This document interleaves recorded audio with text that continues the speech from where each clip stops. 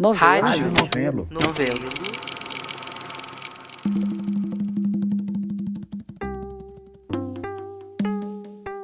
Bem-vindo ao Rádio Novelo Apresenta. Eu sou a Branca Viana. Eu amo a rua. Essa é a primeira frase do livro A Alma Encantadora das Ruas, do João do Rio. E a gente andou lendo bastante esse livro ultimamente. Porque o João do Rio foi o homenageado da Flip, né? A Feira Literária Internacional de Paraty.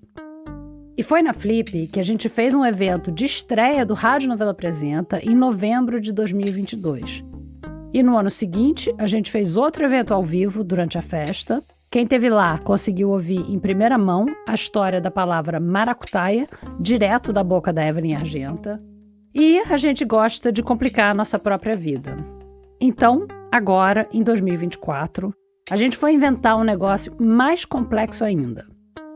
A gente topou fazer um episódio inteiro ao vivo. Um episódio inteiro inédito ao vivo. E um episódio todo inspirado no João do Rio. Não sobre o João do Rio, mas pegando um pouco do olhar dele. Um olhar para aquelas coisas que a gente normalmente não enxerga, não comenta, não acha digno de nota. O João do Rio andava pela cidade dele olhando para os ratoeiros, para os trapeiros, para os cocheiros. Ele ia na missa do galo, ia anotar as poesias das prisões, as orações populares. Para o episódio dessa semana, a gente tentou olhar para a rua desse jeito, estranhando o familiar e familiarizando o estranho, e olhando bem na cara da sarjeta para ver o que ela tem para nos dizer. Esse episódio estreou no palco da Flip no dia 11 de outubro de 2024. Mas a gente preparou uma versão bonitinha, gravada em estúdio, para você. Aliás, mesmo que você tenha assistido a gente ali ao vivo, no auditório da Flip ou no telão da Praça da Matriz, vale a pena ouvir esse episódio, porque tem história que saiu lá e que não tem aqui, e tem história aqui que não saiu lá. Quem começa é o Vitor Hugo Brandalize, com uma história que deve ter passado pela cabeça de qualquer pessoa que tenha pisado em Paraty.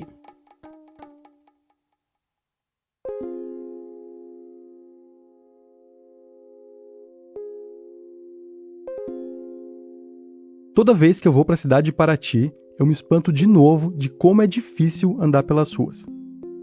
Na Flip, por exemplo, é assim. Tá todo mundo lá, mas ninguém se vê. Porque tá todo mundo olhando para baixo o tempo todo para não tropeçar. Mas sério, outro dia eu tava falando com um cara de Paraty, o Jefferson Nubile. Eu já vi turistas caindo porque escorrega. Quem nunca, né? Se é difícil para mim, que não tem nenhum problema de mobilidade, imagina para um cadeirante. Ou mesmo para alguém com carrinho de bebê, para uma pessoa mais idosa. E se já é dureza para quem só vai para Paraty na Flip ou para passear, imagina para quem mora lá. Minha mãe um dia desse caiu, ela teve uma fratura no nariz, cara. Vai fazer o quê, né? Se a cidade é tombada. Se o charme de ir pra Paraty é justamente essa sensação de fazer uma viagem no tempo, sentir que cada uma dessas casas, dessas igrejas, dessas pedrinhas, tá assim, intocada. Esse calçamento, como a gente conhece hoje, começou a ser feito no século XIX, ou seja, 2 séculos depois da fundação de Paraty. A cidade foi fundada em 1667. Paraty se desenvolveu, virou um ponto de comércio importante nos ciclos do ouro e do café, e depois decaiu, estagnou, deu uma parada no tempo. Por muitos anos não tinha estrada boa para lá. Era chão de terra e picada de mula. Uma luta para chegar até a cidade. Até que abriram a Rio Santos, nos anos 70, e Paraty foi redescoberta. Um tesouro perdido. Essa cidade parada no tempo, conservada no estilo colonial. E esse calçamento pé de moleque faz parte disso. Nem combina um asfalto lisinho ali, né? Bom, mas vamos voltar para o Jefferson Nubile, com quem eu estava falando outro dia. O Jefferson é nascido e criado em Paraty. E aí, quando ele tinha uns 8 anos... Entre 78 e 81, foram feitas algumas obras no centro histórico, que foi uma obra de rede de esgoto, né? E durante mais de um ano, cara, as ruas ficaram todas esburacadas. Essa obra de saneamento marcou o Jefferson, porque era bem pertinho da casa dele, e também porque não era uma obra pequena. Parecia obra de metrô, sabe? de o cara martelar aquelas estacas com britadeira, né? E bomba o dia inteiro, sugando água, drenando água das valas e tal, e máquina, trator, arrancando pedra, então era muita areia, sabe? Você só podia andar pelos cantinhos da parede. Eles escavaram o centro da rua. Era aquelas estacas de aço, que eram cravadas no chão, depois vinha uma reta escavadeira, cavava no meio, abria uma vala imensa. E eu lembro, assim, que o pessoal de Paraty mesmo ficou muito chateado, porque quando recalçaram, não ficou a mesma coisa. O Jefferson viu as pedras do centro histórico serem removidas mais de uma vez. E não é que depois elas eram colocadas igualzinho que estava antes, tudo no mesmo lugar. Essas pedras, cara, eram muito grandes, muito pesadas. O cara pegava a britadeira e começaram a picar. Eu via os caras picando pedra, sabe? As pedras picadas. O pé de moleque quebrado pra valer. E tinha mais. Foi muito polêmico na época, nessa coisa de furto de pedras, né? Todo mundo meio que sabia que quem estava furtando eram pessoas de fora, veranistas, né, que estavam reformando casas, né? Geralmente, assim, paulistas ou estrangeiros começaram a furtar essas pedras bonitas.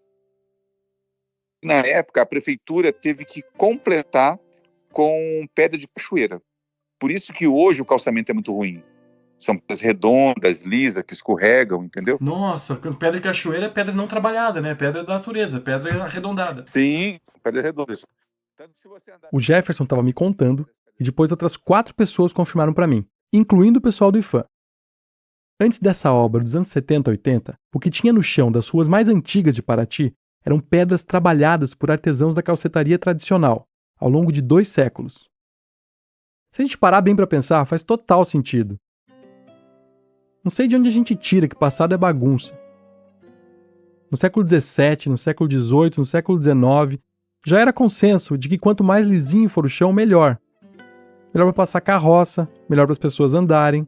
Esses dias, por curiosidade, eu estava vendo uma foto antiga e as pedras eram bem colocadinhas, pedras arrumadinhas. Essa é a Marli Cardoso. Ela nasceu no Rio, mas foi morar em Paraty logo que ela casou. Ela está lá há 50 anos. E aí, no final de 2020, a Marli teve um infarto. Aí, quando eu voltei, eu tive a notícia que eu tinha perdido a mobilidade das pernas e do seio para baixo eu fiquei paralítica. Eu nem me choquei tanto, porque eu achei que estar viva já foi uma grande coisa. A Marli, na verdade, achou até meio curioso se ver de repente como uma pessoa com deficiência. Porque ela foi presidente por mais de 15 anos da APAI local. A APAI, sabe? Associação de Pais e Amigos dos Excepcionais. Mas agora, a Marli está vivendo isso na pele. Eu, até uns 4 anos atrás, eu não era cadeirante. E aí eu fui vendo, eu falei, caraca, essa cidade não tem cadeirante. Não tem cadeirante em Paraty? Claro que tem. Uma grandiosidade de pessoas que são deficientes, mas que nunca apareceu, porque Paraty nunca deixou que eles saíssem de casa. Eles não têm como ir a esses lugares públicos, ninguém chega lá. Vai chegar como lá? Você empurrando uma cadeira manual, você nunca vai entrar no bairro histórico, não tem como. O bairro histórico, ele é impossível, ele não existe. Ele não existe. Só que a Marli, que nem o Jefferson, ela chegou a ver outro centro histórico. A cidade, ela não é mais aquela cidade que era toda arrumadinha do tempo que eu cheguei aqui. Antigamente, você até conseguia andar, mas eles fizeram um esgoto que sobraram, que até hoje eu não sei para onde foi, centenas de caminhões de pedras. Quer dizer, tinha o pé de moleque original, autêntico, e que foi saqueado. No lugar ficou outro calçamento. Esse calçamento de hoje, um pé de moleque pirata, um patrimônio histórico fake. A gente tá tropeçando à toa, então? Boa pergunta. Eu fui falar com o André Cavaco, chefe do escritório técnico do IFAM de Paraty, para entender o que é possível ser feito, considerando que o centro histórico inteiro é tombado. Esse calçamento ele durou por muitos séculos porque ele sofreu manutenções por muitos e muitos anos, né? E agora se alega que não pode encostar no calçamento porque é tombado pelo IFAM. A verdade não é essa. A verdade é que a manutenção deve ser feita, né? As pedras já foram mexidas no passado, a gente sabe, e mais de uma vez, porque depois da obra de esgoto ainda teve a instalação da fiação subterrânea, em 2002. As pedras foram removidas de novo, e aí, na hora de recolocar... A gente percebe, né, que muitas pedras são novas ou são de outra tipologia, né?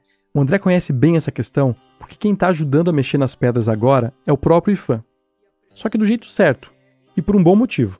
E aí, vamos desenvolver uma rota acessível dentro do centro histórico, né? Então, basicamente, existe uma perspectiva de uma rota que saia desde a entrada do centro histórico, que é a Ponte do Pontal, né? De uma das entradas do centro histórico, passe pela Praça da Matriz, que é um local que já tem acessibilidade, e futuramente pode chegar até outros pontos da cidade de Paraty, como as igrejas, a igreja de Santa Rita e etc.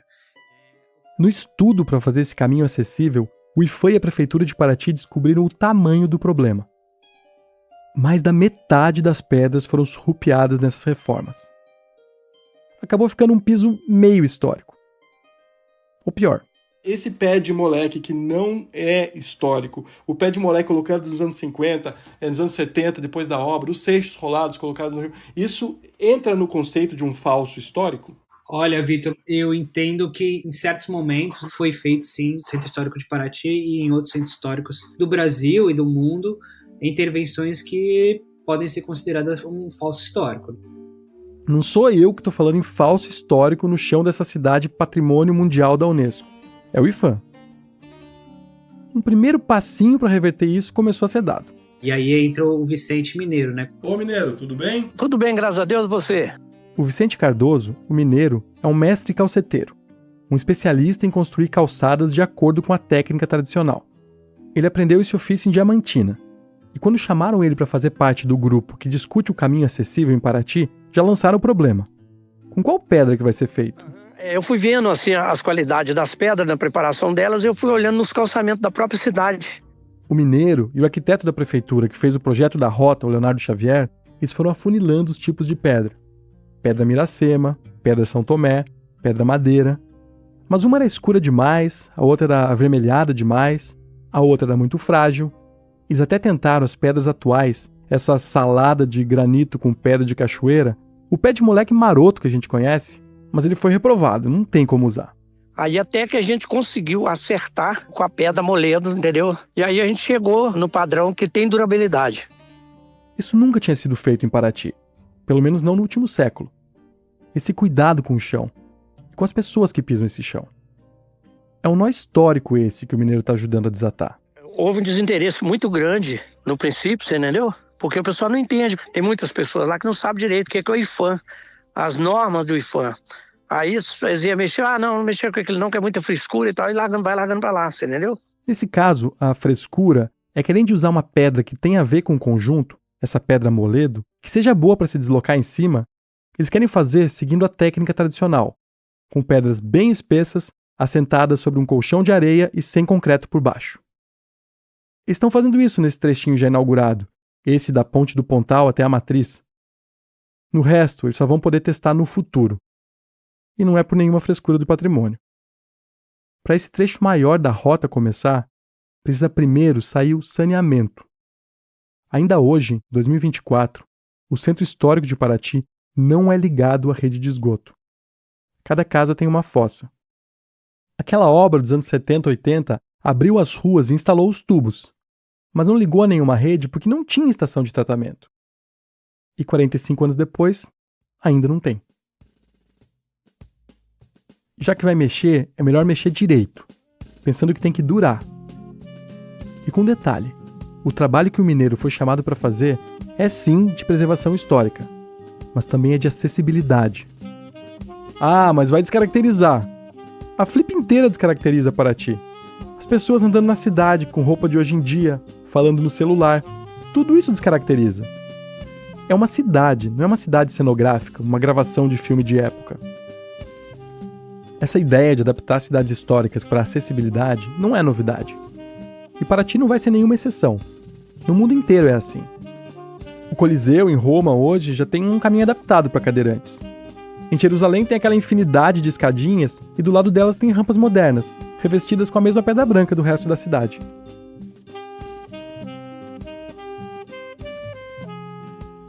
Por muito tempo, Paraty ficou abandonada, congelada no tempo depois que ela perdeu a importância econômica. Foi esse isolamento que deu para a cidade a cara que ela tem hoje, e muito do que todo mundo gosta nela. Mas algumas dessas características não precisam ficar. Falta de esgoto é uma coisa anacrônica. Falta de acessibilidade também. Passado não é bagunça, mas também não pode servir como único mapa para o nosso presente.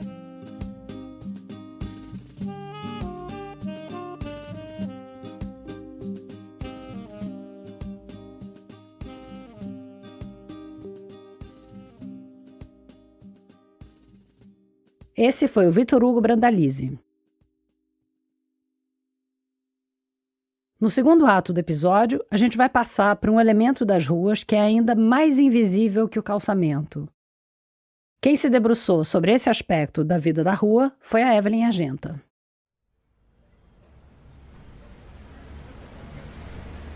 Imagina a seguinte cena.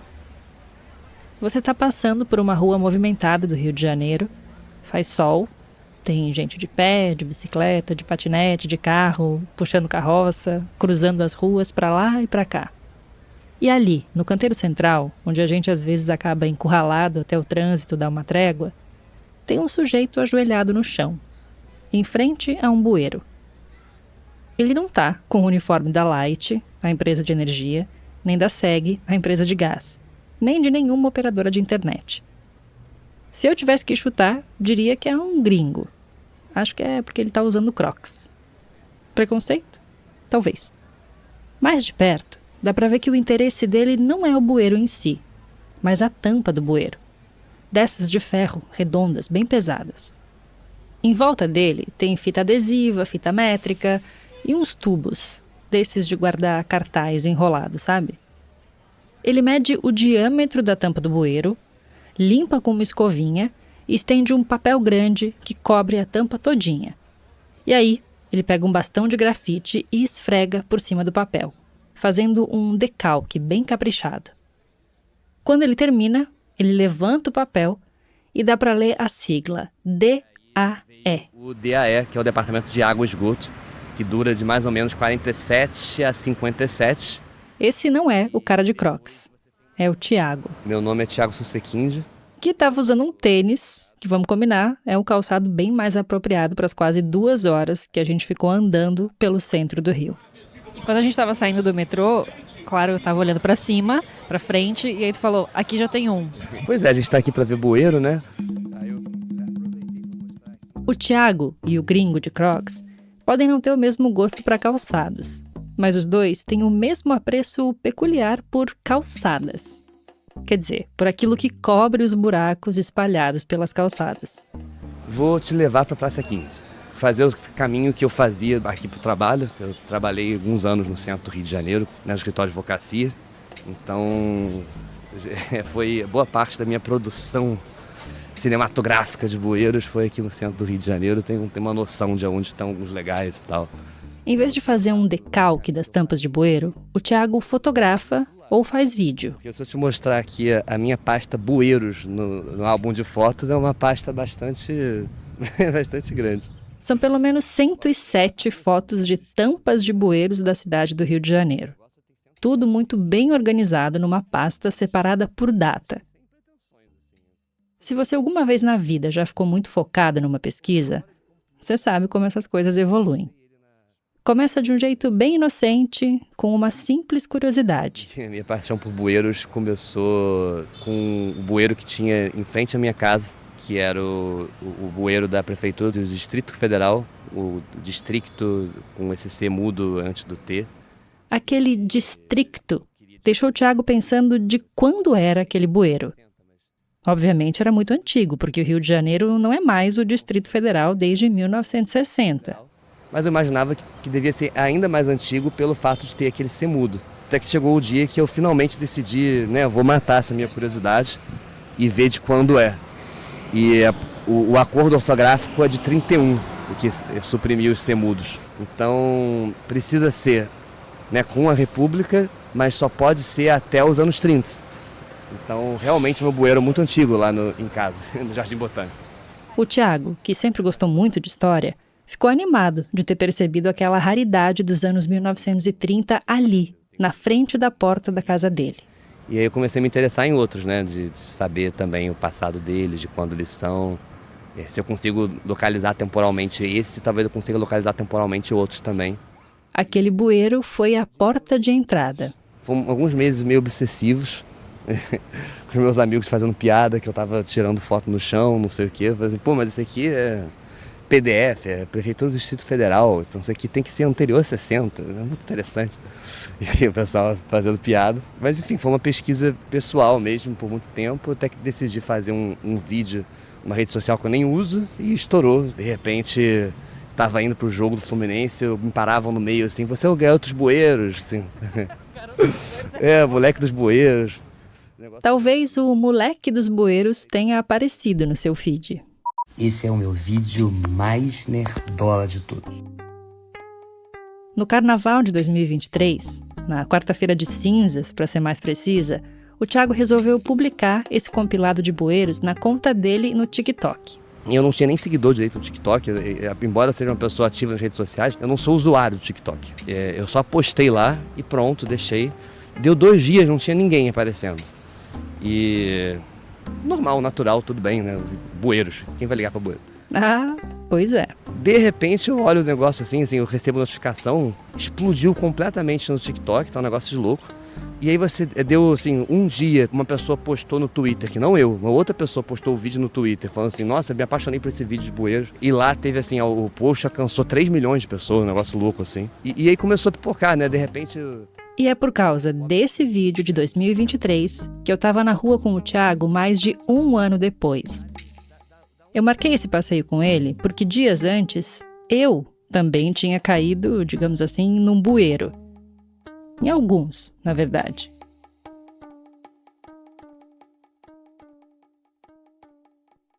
Nas quintas-feiras, eu trabalho até mais tarde. E uma parte do meu trabalho consiste em ficar esperando o upload de arquivos numa pasta. E isso leva uns 20 minutos, mais ou menos. E aí eu aproveito esse tempo de silêncio da madrugada para ver alguns vídeos no YouTube. E eu sempre busco coisas que eu nunca veria normalmente.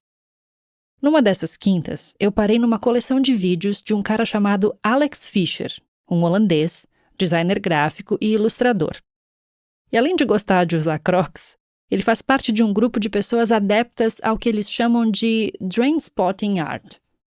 Eles saem por aí com seus bastões de grafite e pedaços de papel, fazendo decalques de tampas de bueiros pelas cidades do mundo.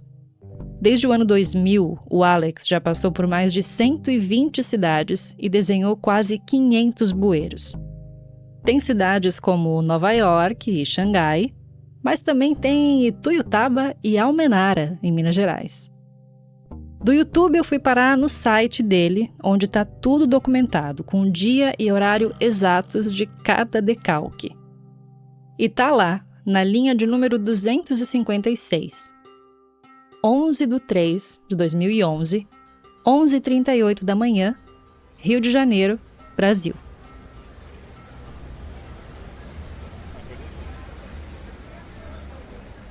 Esse é o registro daquela cena que eu descrevi para você, daquele cara ajoelhado num canteiro no Rio. Mais precisamente na Avenida Oswaldo Cruz, em Botafogo. E eu achei incrível.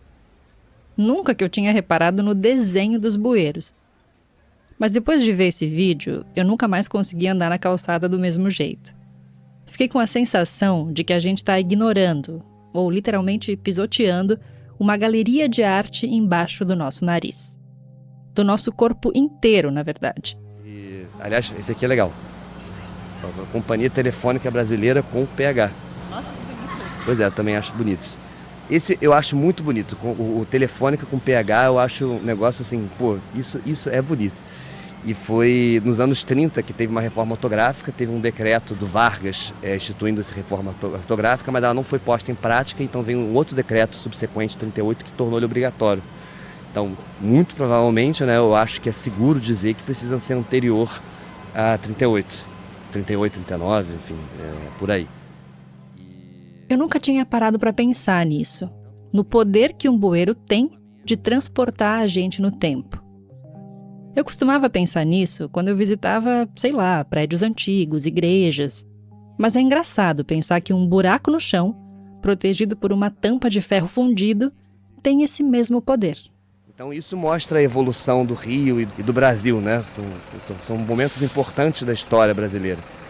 E você também tem a marca ali das transformações tecnológicas que a humanidade ultrapassou, né? Então você começa com os telégrafos, depois... Que são os tampões marcados com RGT, Repartição Geral de Telégrafos, que durou de 1881 até 1931. Que depois vira a empresa de Correios e Telégrafos, que é a AST, né? O que é até hoje o nome oficial do Correios do Brasil, né? Enfim, isso aqui é entre os anos 30 e os anos 60. Depois você encontra coisas de telefone, depois de internet. E isso está tudo registrado no chão, não foi apagado. Como, por exemplo, do RIC, primeira companhia de esgoto. É um bueiro que eu sei que ele é de esgoto.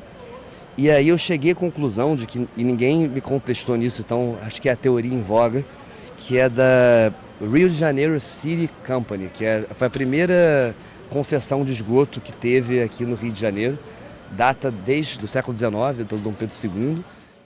O decreto que autorizou a criação da The Rio de Janeiro City Improvements Company Limited, ou simplesmente CIT, foi assinado em abril de 1857. Até essa época não tinha sistema de esgotamento sanitário. Os dejetos das famílias eram guardados em casa, em barricas de madeira. Depois, eram levados por pessoas escravizadas até locais de despejo. Foi só a partir da CIT que se planejou um sistema de dutos subterrâneos. E é fácil achar registros da época dos pedidos da companhia para começar a abrir os bueiros.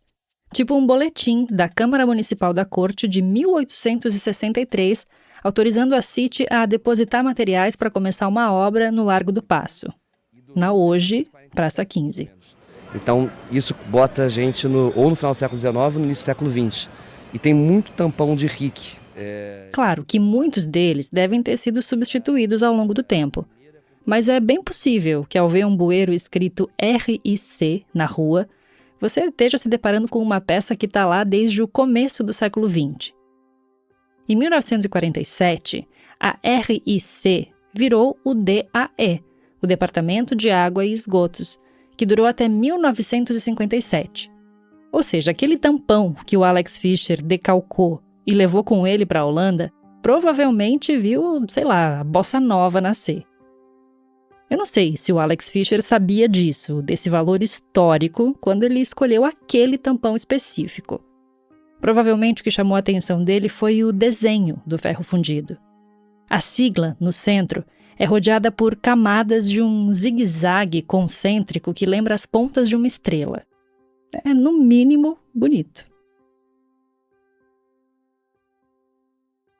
Eu não sei te dizer exatamente quando os bueiros e tampões surgiram no mundo do jeito que a gente conhece. Mas é quase certo que a primeira pessoa a fazer o que o Alex e o Tiago fazem hoje em dia, esse lance de registrar os bueiros diferentões por aí, tenha sido um inglês chamado Shepard Thomas Taylor. Nos anos 1860, o Taylor estudava medicina em Londres.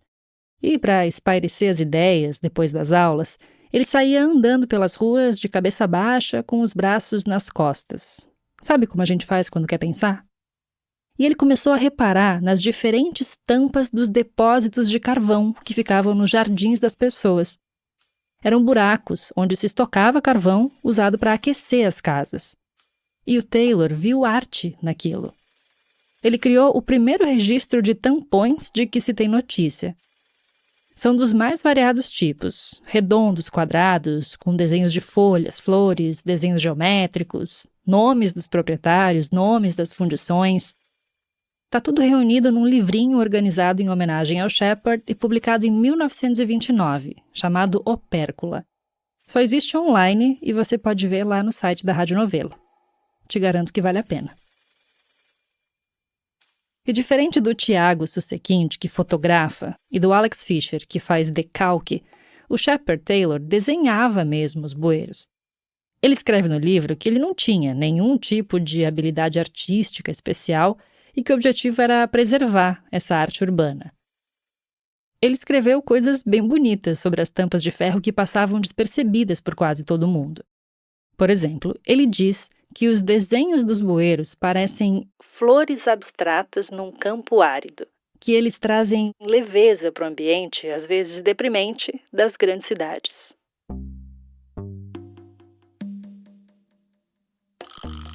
Olhar para o chão não é uma coisa que a gente esteja acostumado a fazer. Sempre que a gente sai para turistar numa cidade, a gente olha para cima, para os lados, para as placas. Isso se você olha as placas, né? A gente quase nunca olha para o chão. Para bueiro, então.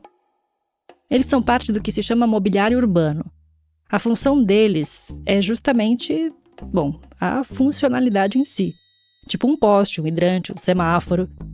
Eles não precisam necessariamente ser bonitos. Mas tem lugares que subvertem a lógica. E aí eu não tô falando de paixões individuais como a do Tiago, do Alex ou do Shepard Taylor. Lembra que eu falei que eu entrei num bueiro quando eu vi o vídeo do Alex e resolvi procurar o Tiago? Então, eu fui tão fundo que cheguei ao Japão. Lá, desde a década de 1960, o sistema de esgotos é uma questão importante. Naquela época, o governo resolveu modernizar a tubulação. O que é um negócio que dá muito trabalho, gasta muita grana e que necessariamente ninguém vê. Daí eles ficaram pensando em jeitos de fazer as pessoas pensarem no que estava debaixo dos pés delas, de valorizarem aquele investimento no subsolo da cidade. Aí, em 1976, a prefeitura de Naha, em Okinawa, resolveu decorar os bueiros com desenhos de peixes nadando, já que a cidade fica à beira-mar. E isso, nos anos 80, desencadeou toda uma tradição nacional. Hoje em dia, cada cidade tem os seus desenhos próprios. E rola até uma peregrinação para fotografar os bueiros por aí numa vibe tipo caçar Pokémon.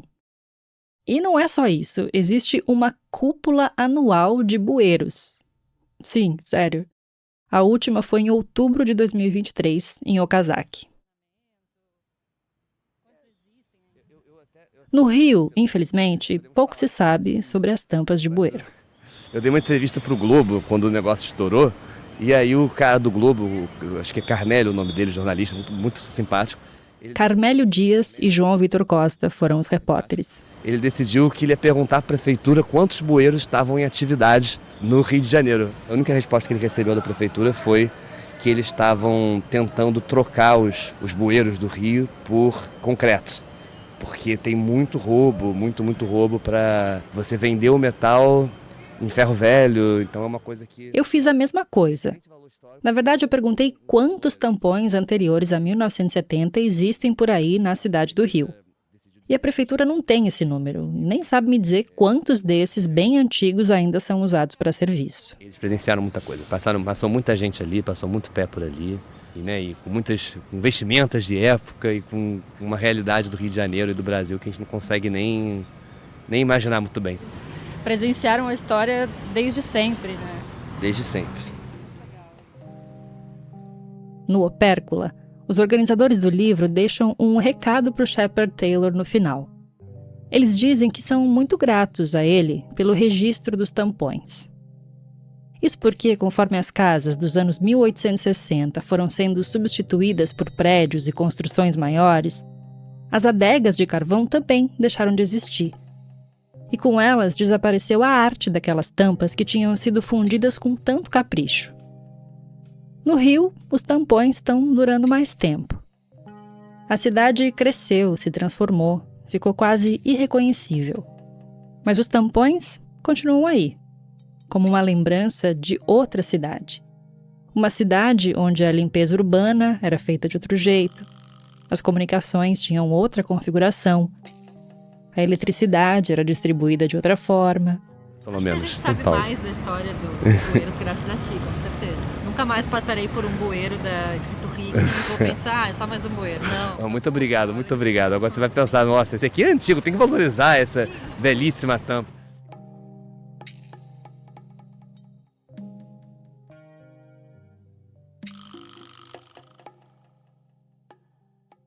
Essa história foi produzida pela Evelyn Argenta. Acho que deu para perceber que a gente levou esse negócio de histórias sobre a rua de um jeito meio literal, né? O João do Rio se interessava muito pelas pessoas, mas a gente acabou se interessando por aspectos bem concretos das ruas. As pedras, os bueiros, o chão mesmo. Mas em última análise, como a gente acabou de ver, a história das pessoas está escrita nesses lugares, nesses objetos também. A terceira história de hoje é sobre um companheiro de longa data da humanidade que virou um companheiro recente da rua e um anti-herói urbano. Quem conta é a Paula Scarpim.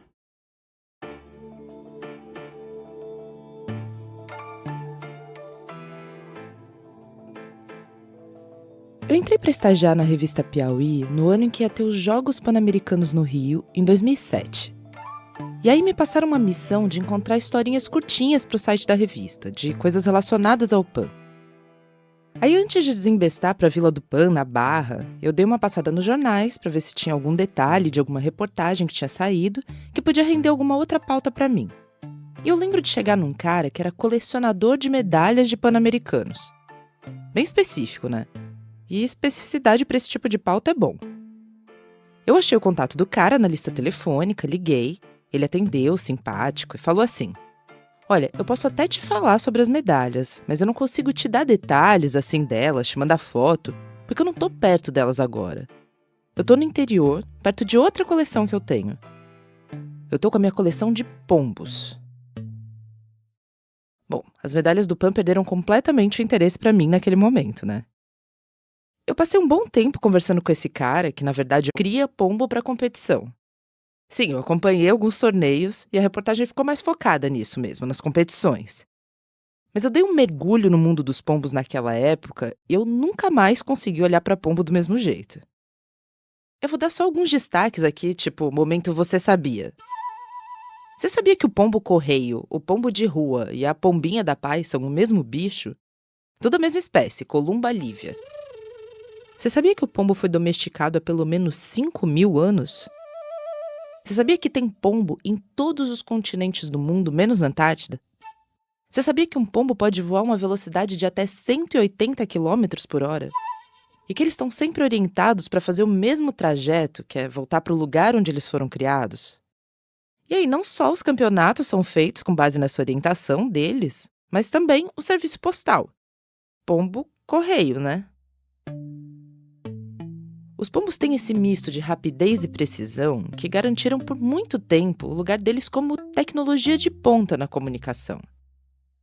Tem registro dos egípcios usando pombos para anunciar a subida de um novo faraó ao trono, dos gregos usando pombo para mandar resultado da Olimpíada, de imperadores chineses, romanos, do Gengis Khan. Quando a Reuters, a agência de notícias Reuters, foi criada em Londres em 1851, ela tinha um criadouro de pombos na redação. E quando os jornalistas iam para fora da cidade, eles levavam juntos um ou mais pombos para ir mandando notícias da apuração. Mas conforme as tecnologias da comunicação foram avançando, tipo correios, telégrafos, junto com as tecnologias de transporte, né, malha ferroviária, autoestradas, aviões, até chegar na internet fibra ótica, 5G, etc e tal, os pombos foram ficando completamente escanteados. Só sobraram uns poucos favorecidos de linhagens campeãs, tratados que nem atletas nos columbódromos da vida ou nas casas de criadores, com alimentação balanceada, água limpa, puleiro anatômico, enquanto a maioria ficou relegada a viver na rua à própria sorte, bicando o chiclete pisado. Não que os pombos pareçam se importar, né? Porque eles estão por tudo quanto é canto. Onde tiver gente, onde tiver cidade, eles estão. Apostos para comer qualquer porcaria. E aos poucos eles foram entrando para a categoria dos animais sinantrópicos, para usar a terminologia do Centro de Controle de Zoonoses, que é a mesma categoria dos ratos, das baratas. Quando o João do Rio publicou A Alma Encantadora das Ruas, em 1908, ele não falou nada de pombos. Provavelmente porque ninguém estava considerando o pombo um problema urbano ainda. Lembrando que toda a comunicação da Primeira Guerra Mundial, já na década seguinte à publicação, da Alma Encantadora das Ruas, dependeu muito dos pombos. Mas, a julgar pelo que o João do Rio escreveu sobre os ratos, eu chutaria que se fosse hoje em dia, ele ia dedicar pelo menos um capítulo aos pombos. E a julgar pelos ratos, eu não sei se eu ia gostar de ler. Bom, o fato é que desde essa matéria que eu publiquei na Piauí, em 2008, eu me apeguei aos pombos. Eu tenho pombo de madeira, de papel, de pedra-sabão, de plástico, desses que você dá corda e ele sai andando. Eu tenho brinco de pombo, meia de pombo, camiseta de pombo, ecobag de pombo. Eu vivo recebendo conteúdo de pombo nas redes sociais, encaminhado dos amigos. E foi assim que eu cheguei num perfil de Instagram. Olha que principura essa menina, gente. Essa menina voa, essa menina enxerga, né, neném? Então, como é uma menina muito inocente, muito boazinha, eu quero arrumar um dono para ela. Quem sabe você aí tá querendo ter um pombo, uma pomba maravilhosa. Sim, é um perfil de adoção de pombos. E desde que ele foi lançado em 2021, de tempos em tempos alguém me manda: "Você já ouviu falar disso?" Agora que apareceu essa oportunidade de ouro para falar desse anti-herói urbano, eu resolvi procurar a dona do perfil. Eu sou Brena Brás, eu sou apaixonada por aves. De vez em quando esse perfil da Brena no Instagram viraliza. Eu sou publicitária de formação, com especialização em marketing, e eu acho que eu consegui usar isso a meu favor, né?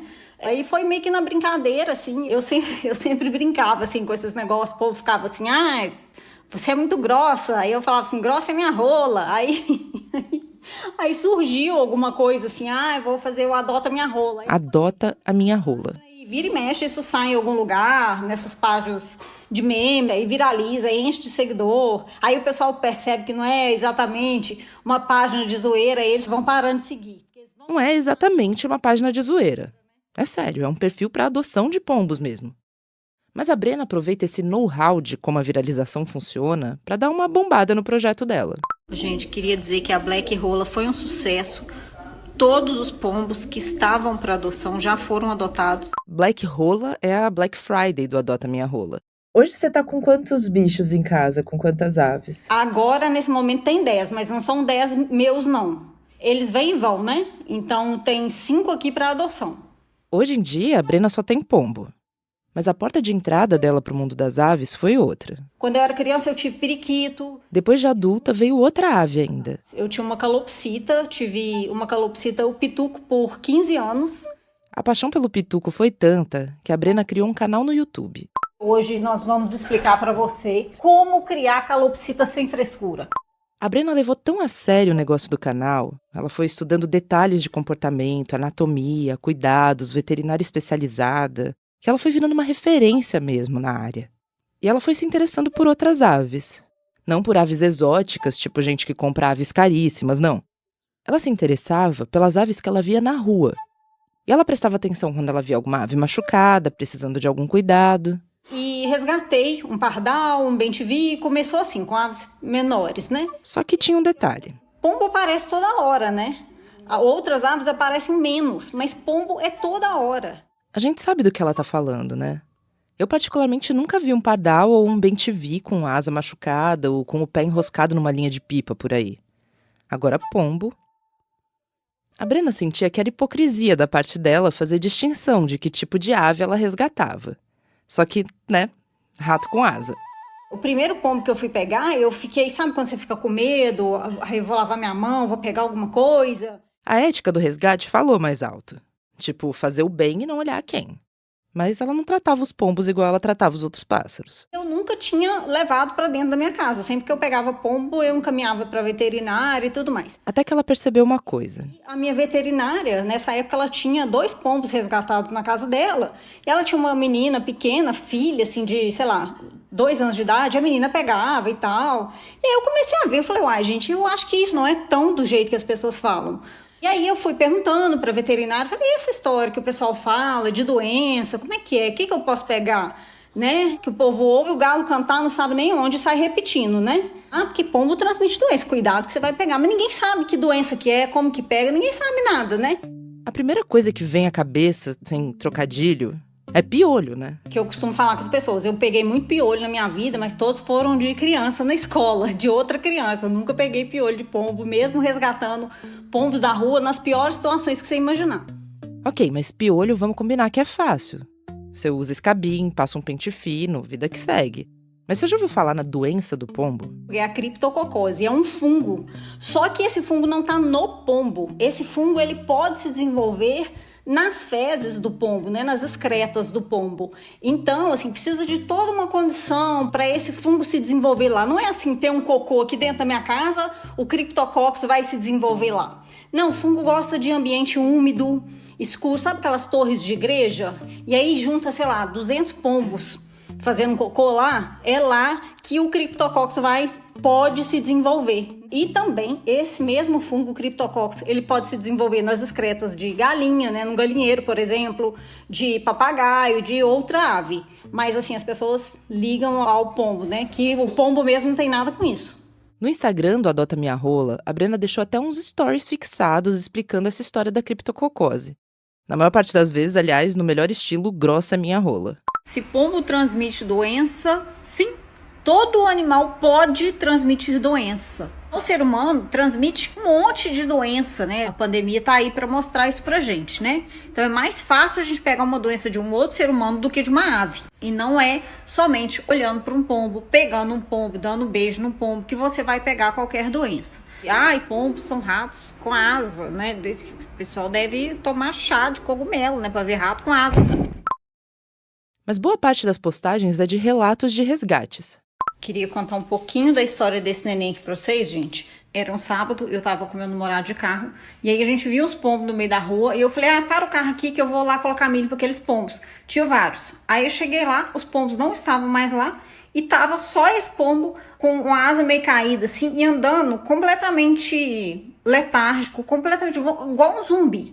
Eu olhei e falei, desver, eu não tenho mais onde enfiar pombo, não posso pegar, desver.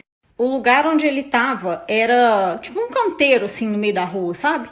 E ele, esse bicho sem voar, a casa tava com uma fratura, o dedo de trás, ele tava virado pra frente, assim, ele tava pisando em cima desse dedo, porque tinha sido embolado com linhas, com cabelo, aliás, o pé tava todo embolado, tanto que os dedos estão cortados por esse cabelo que garrotearam ali o pé, então o dedo de trás, ele tava virado pra frente, ele pisando em cima desse dedo.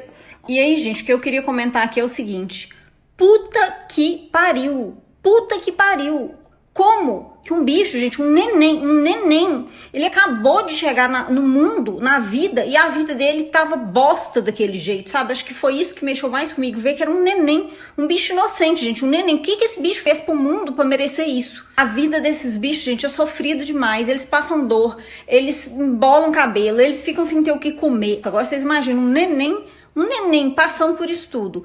Então, assim, você que tá me assistindo, eu espero que eu tenha conseguido sensibilizar você com relação aos pombos, pra você ver os pombos com outros olhos. Ai, gente, esses bichos sofrem tanto na rua. Não sei você, mas eu fico impactada com esses pombos tudo estrupiado também. Porque é isso que a Brena falou. Eles são animais domésticos, que nem gato, que nem cachorro. Mais que gato, até porque parece que gato a gente nunca conseguiu domesticar, né? Mas pombo sim. Eles estavam ali até agora há pouco, prestando um super serviço, com todo esse potencial atlético. Em que momento passou a ser ok ter nojo e ignorar o sofrimento desses bichos? Este é Sapatex. Sapatex, gente, foi encontrado num bar. E logo percebi que tinha alguma coisa errada com ele, né? Uma ave que não é uma ave de hábitos noturnos, procurando comida 10 horas da noite. Falei, esse bicho não tá enxergando. Depois eu percebi que ele não tava voando. Aí, né, neném, mamãe imobilizou a essazinha. Ele virou um menino super voador, virou um macho heterotop. Só que ele, quando chegou aqui em casa, quando eu resgatei, ele era um neném. E aí, por isso, eu tô com dó de colocar ele de volta na rua. Porque ele não sabe nada da rua, não sabe fugir de carro. E tenho medo que esse menino vai se dar mal na rua. Tem alguns que você solta depois de volta? Tem. Na verdade, assim, antigamente era a maioria. Eles ficavam bons e iam ser soltos. Hoje em dia, eu tô ficando meio chata. Tem 2 aqui em casa que eles podem ser soltos. Mas eles estão aqui e você vê o bicho ali tomando banho na água limpinha, bebendo uma aguinha limpinha. Na rua, ele nunca vai beber uma água limpa assim, sabe? Na rua, eles encontram água com resto de coisa de radiador de carro. Sabe assim, você vê as condições que eles têm na rua são péssimas, assim. A água que eles têm para beber, eles comem resto de lixo, né? Então, aí eu fico vendo eles todo bonitinho aqui, eu vou ficando com dó de soltar. Aí eu falei, não, vou colocar para adoção. Então, se você quer adotar um menino fofo, a hora é agora. Fofo não, usei o adjetivo errado. Um menino doido, a hora é agora. Qual o perfil das pessoas que te procuram pra adotar? É gente mais doida, né? Doida como? Não, mas você olha o perfil da pessoa, como é que eu tô querendo adotar um pombo? Você olha, você vê que a pessoa tem muita cara de normal, não era certa essa adoção. Então você olha, você vê que a pessoa já tem uns cabelos atrapalhados, sabe? Você olha pela cara da pessoa e fala assim, isso aqui vai dar certinho. A Brena, talvez você tenha percebido pelo sotaque, é mineira, mora em Belo Horizonte. Se o meio doido do adotante for de BH ou ali nas redondezas, ela leva o pombo pessoalmente para ele. Mas ela manda também de avião para qualquer lugar que tenha voo direto de BH.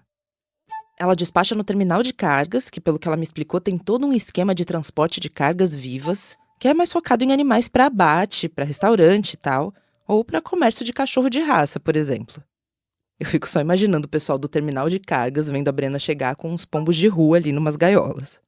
Só, gente, que os adotantes. Eu vou querer saber se você tem tela na sua casa. Ah, mas eu vou criar solto. Não é pra criar solto, né? Porque o Instagram chama Adota Minha Rola, né? Se fosse pra soltar o bicho, seria Solta Minha Rola, né?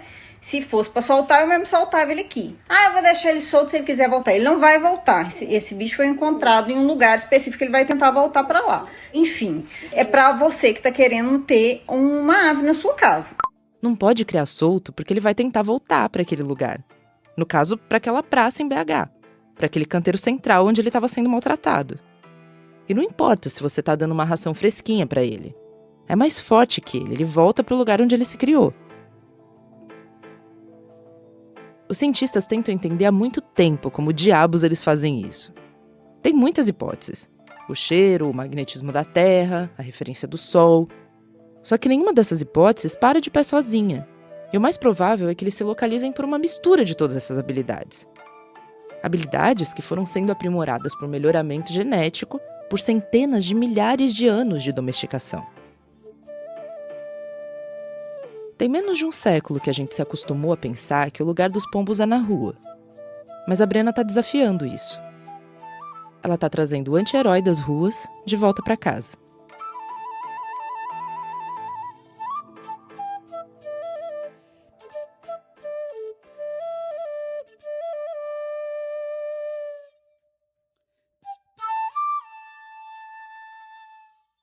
Essa foi a Paula Scarpim.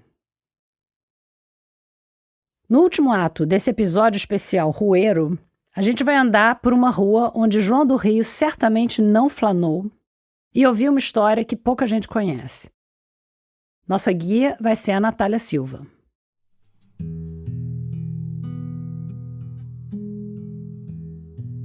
Em Volta Redonda, interior do Rio de Janeiro, tem um bairro chamado Bom Jesus.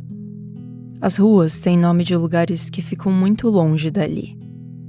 Goa, na Índia, Macau, na China, Guiné, no continente africano. E aí, entre as ruas Angola e Algarves, tá ela. Uma rua estreita, que já começa íngreme, onde as casas e a calçada precisam brigar por espaço. Quem tem perna ou carro para subir até o fim, consegue ver longe de lá de cima. E essa rua se chama Priscila Fulgoni. Minha irmã, Priscila Fulgoni, Priscila Silva Fulgoni. Foi ele, o Ricardo Fulgoni, quem deu o nome da rua. A rua lá no alto do morro, no bairro do Bom Jesus, no complexo da Vila Brasília.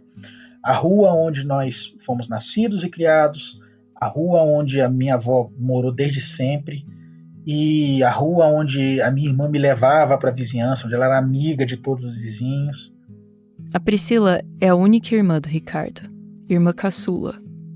Quando ela nasceu, ele estava para fazer 3 anos. E ele disse que a primeira vez que ele se deu por gente... A primeira lembrança que eu tenho na minha vida... foi justo quando ela chegou. Talvez por ser algo muito forte, né, o nascimento de uma irmã, a chegada de um bebê.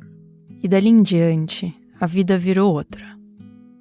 Foi só depois que a Priscila já estava ali que o Ricardo entendeu o quanto ele precisava dela.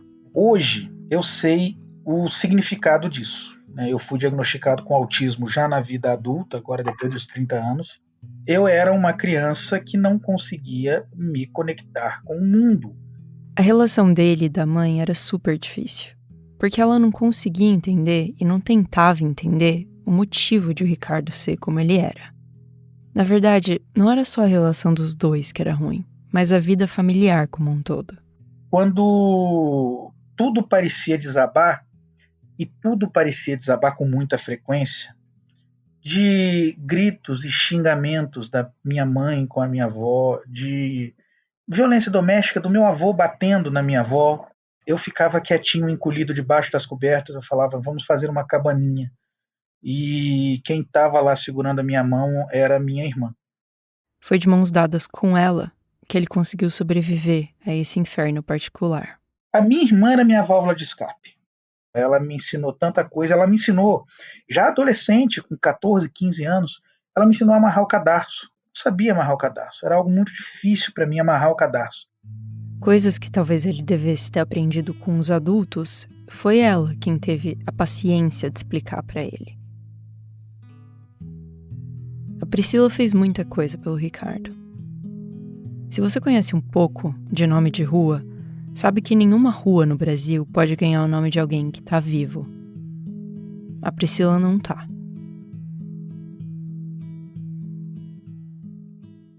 Vamos do começo. Era um fim de tarde de março de 2006. O Ricardo tinha saído do trabalho e ido até a casa da bisavó dele para jantar, antes de ir para a faculdade. Ele tinha acabado de começar a estudar direito. Quando de repente entra o meu tio-avô favorito na sala e fala assim: vamos lá que o Claudinho machucou muito a Priscila.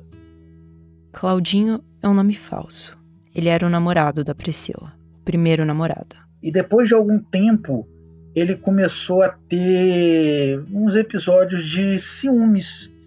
E eles chegavam terminou, deu um tempo, uma coisa assim. Nada que chamasse a atenção de ninguém. Então o Ricardo não conseguia entender como é que o Claudinho tinha machucado a irmã dele. Inclusive, quem apresentou os dois foi ele. Ele era amigo do Claudinho. O Ricardo ficou meio anestesiado. E quando ele voltou a si e saiu da varanda da casa, atrás do tio-avô e dos outros parentes que estavam ali, ele viu que a rua estava cheia de gente. Eu desci e aí eu vi uma tia, uma irmã da minha mãe que morava perto. Falei: tio, o que aconteceu? Ela: o que a gente ficou sabendo foi que ele a matou.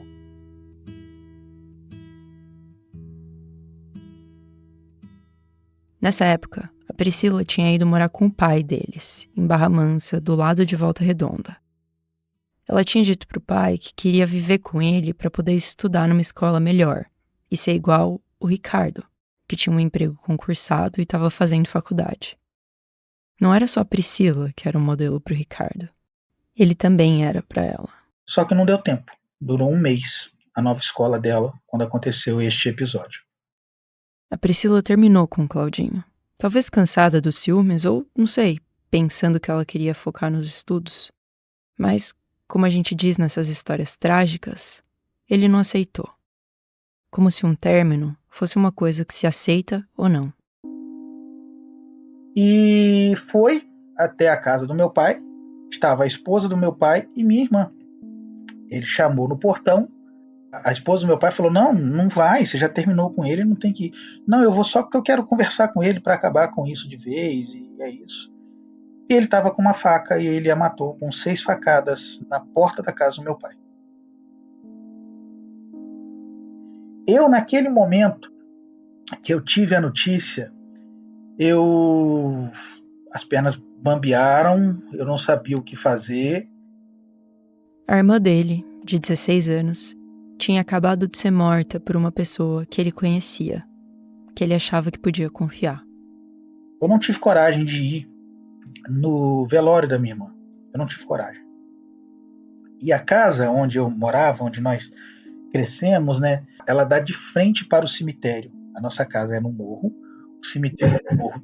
Em frente, do outro lado, tem um vale entre os dois morros, né? E ali, da varanda da minha casa, eu sozinho, absolutamente sozinho, um silêncio, eu fiquei vendo a minha irmã embora, subindo o carro com o cortejo no cemitério, e foi assim que eu me despedi dela. Eu não quis vê-la, eu só queria resolver. Além da tristeza, o Ricardo sentiu que ele tinha que dar um jeito naquela situação, que era a responsabilidade dele fazer justiça pela irmã. Eu cerrei os punhos e falei: eu preciso resolver isso. Eu não sei se eu tinha uma ilusão de que eu resolvendo alguma coisa eu ia trazer a minha irmã de volta, não sei. Não faltou gente ali no bairro se oferecendo para botar um fim na vida do Claudinho.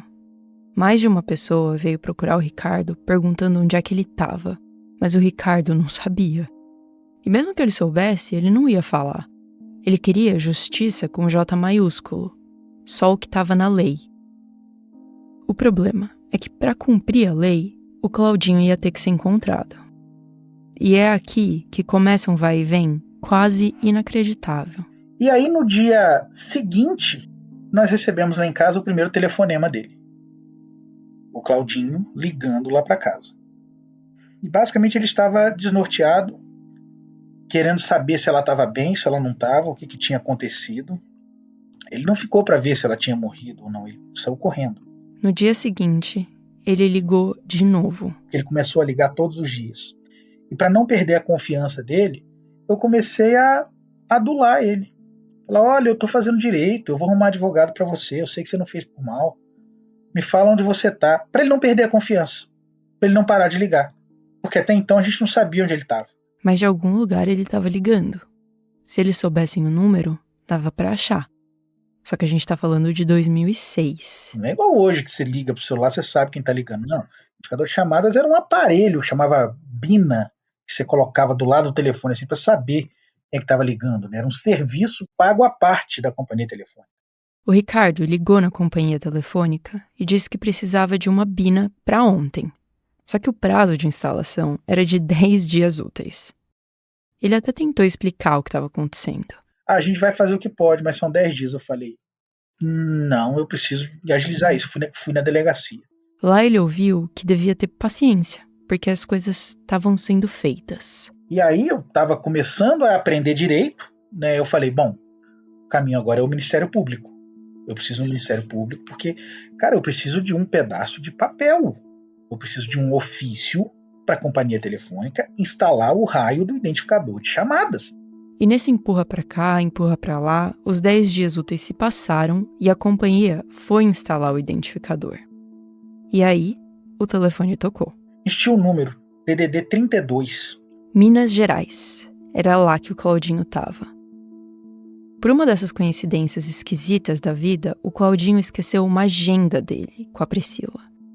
E ali dentro, o Ricardo achou um número que tinha ligado para casa deles.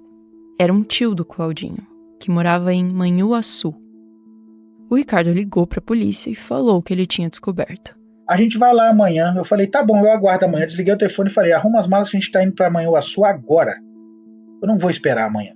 Ele enfiou a mãe, os avós e o primo no carro e foi. E não é uma viagem curta, tá?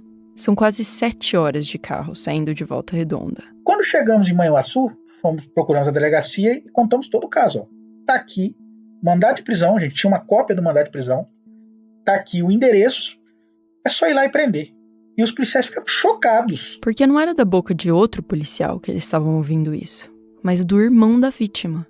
Um moleque de 18 anos. Os policiais até estavam dispostos a ajudar. A gente só tá com um problema, que a gente só tem uma viatura na cidade e ela deu defeito. Juro. Falei com o meu primo, falei, olha só, vamos fazer o seguinte, vamos dar uma passada, ver se a gente acha esse endereço, se a gente adianta alguma coisa pra eles. Além de tudo que eles já tinham adiantado, né? Tipo, o trabalho todo. Os dois foram até lá, com o primo no volante e o Ricardo escondido no banco de trás, pra não correr o risco de ser reconhecido, caso o Claudinho estivesse lá. Ele simplesmente estava debruçado na varanda. É uma casa de 2 andares, assim, ele estava no segundo andar debruçado na varanda. Falei, vamos voltar lá que tem que vir prender ele agora. Não dá pra esperar. Nós voltamos da delegacia. Ah, mas a viatura não tá pronta. Eu falei, vai no meu carro. E assim foi. Os policiais entraram no carro com o primo do Ricardo, foram até lá e trouxeram o Claudinho de volta pra delegacia. E ele finalmente foi preso. Eu acho que se eu não tivesse cerrado os punhos naquele momento e falado isso aqui precisa ser resolvido, não tinha acontecido nada, porque o Estado não estava nem aí. Filha de gente pobre, o Estado não estava nem aí. Durante toda a nossa conversa, o Ricardo insistiu muito que tudo que ele queria era ver a lei sendo aplicada.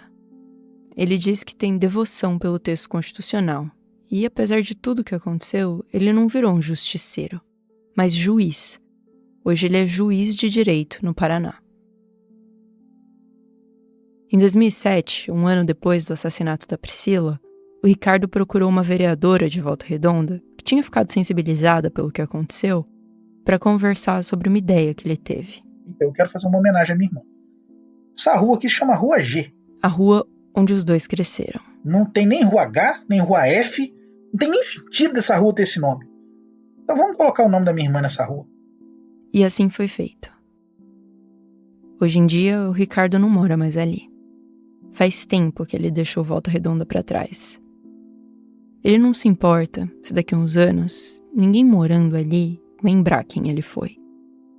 O que ele não quer é que as pessoas esqueçam da irmã dele, de quem conectou ele com o mundo. Se não fosse por ela e tudo que ela ensinou pra ele, talvez ele nunca tivesse conseguido fazer o que ele fez por ela. Então é dela que ele quer que as pessoas lembrem. E que foi ali que ela viveu.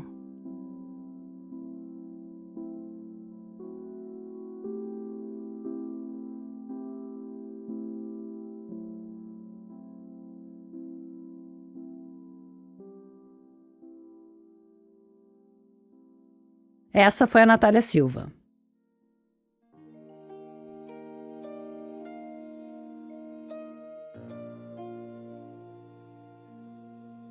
Muito obrigada a todo mundo que foi assistir a gente ao vivo em Paraty e também a você que escuta a gente aqui toda semana. Na página desse episódio no nosso site tem um monte de fotos das pedrinhas de Paraty, dos bueiros do Rio e do mundo todo, dos pombos da Brena, da família Fulgoni e também fotos da nossa apresentação ao vivo na Flip. Além de um monte de referências para as histórias todas e a transcrição, como sempre.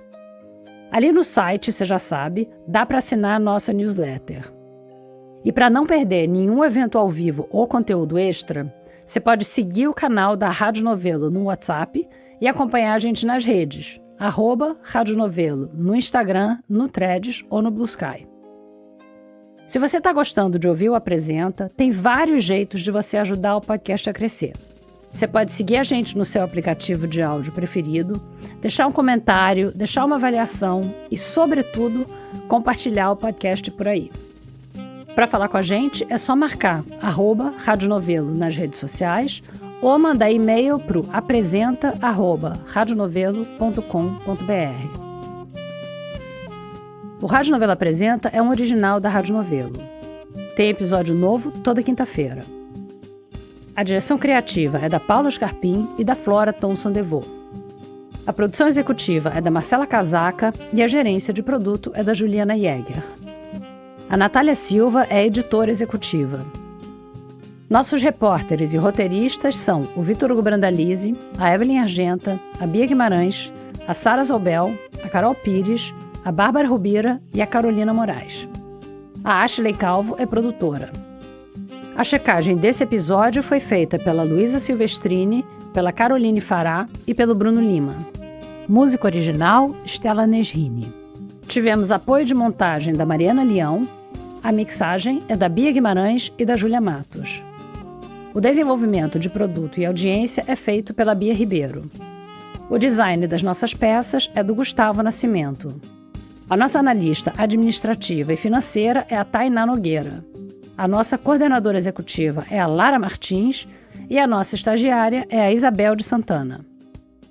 Obrigada e até a semana que vem.